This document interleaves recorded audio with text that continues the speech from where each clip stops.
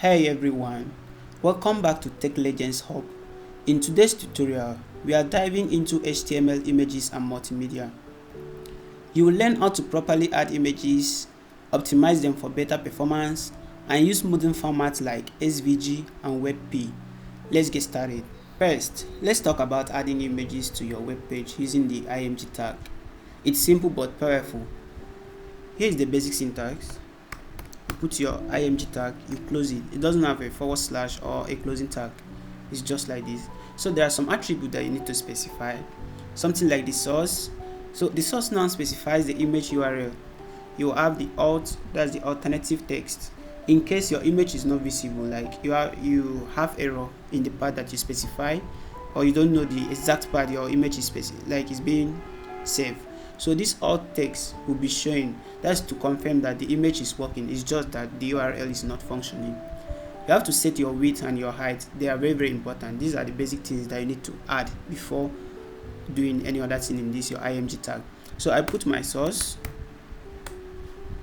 So I copied a video, an image to my directory or to the folder I save this index.html. The image name is 9999.jpg. So it's coming out here. I'll click on it, then I'll save. Let's refresh and see what is coming out. So we have the image is too big. Let's reduce it. I will set the alt text first. Alt is working. This alt text now can help you when doing SEO. As you go further, we will discuss more about SEO and some other good terms that you need to use in your web page to function properly. So let me make a mistake here. I remove one line, I save it. So instead of us having the image or having blank screen, what we are having is the alt text. So the alt text will always come out if your image is not working. Our image is showing so big. Let's reduce it by adding some other attributes like the height and the width. Width of 300 and height of 300. We want to have a perfect square, or you can make it a rectangle depending on what you want. So we have this perfect square, but it's not fitting well. So what do we have to do? Let's increase the height to 500. But all this thing doesn't matter. It depends on what you want. There are some CSS attributes that you can add to make this image look nice, but this is not the reason for this tutorial. So let's refresh. We have this is too long, so you can adjust your image to get what you want. If you want to make your images responsive by using some CSS, let me quickly apply some CSS. This will make your image to look responsive depending on any screen you are working on.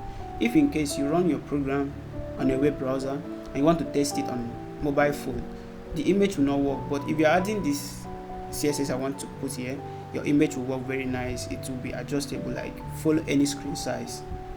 So we put style, the max width. I'll bring my image tag and put max width of 100% and height of auto. This will help your image to be adjustable depending on the screen you are using. So have you seen the differences now? The image is positioning well. So what am I doing here? It overrides the width and the height so that we can have a perfect image size. If we are using large images, like the first time we load our image, it was so big. So large images like this will slow down your website. What you have to do is to compress them by using some website tools like TinyPNG or any other one that fits your choice. But we don't want to use that. We can load our images only when we need them by using this loading format. Loading to be lazy. So this will load your images only when you need them. It will not load all the time repeatedly as it was before. So this technique now, by using this lazy loading, it will increase the speed of your browser or your web page so that user can use it very well. Do you know using SVG or WebP can increase the website performance? Though JPG and PNG are great, but SVG and WebP are even better for performance. So you start with SVG, which stands for Scalable Vector Graphics. It is good for logos and icons. Let's say you want to add an icon to your website, or you want to put your website logo, so you can use the SVG. So let's put a simple SVG by drawing a circle. So we say SVG and we put circle.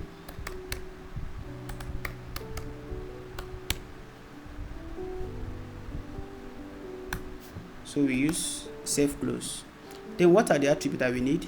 We need the width,